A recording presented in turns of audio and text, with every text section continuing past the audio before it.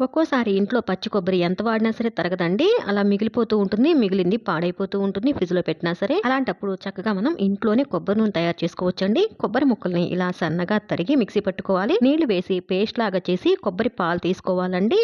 నీళ్లు మాత్రం అవసరాన్ని బట్టి ఎన్నైనా యూజ్ చేసుకోవచ్చు. అలా 2, 3 సార్లుగా కొబ్బరి పిప్ప అంతా మిక్సీ పట్టుకుని ఈ విధంగా పాలు తీసుకోవాలి. చూడండి ఇప్పుడు ఈ పిప్పి పడేయొచ్చండి. మనకి పనికిరాదు. అలా నేను 3 కొబ్బరి చిప్పల్ని ఈ విధంగా పాలు తీసి పెట్టుకున్నానండి. దీన్ని ఇప్పుడు నేను ఫ్రిడ్జ్‌లో పెట్టానండి. ఒక నైట్ అంతా ఫ్రిడ్జ్‌లో పెడితే ఇలా పైన కోవాలాగా ఒక లేయర్ లాగా ఏర్పడింది.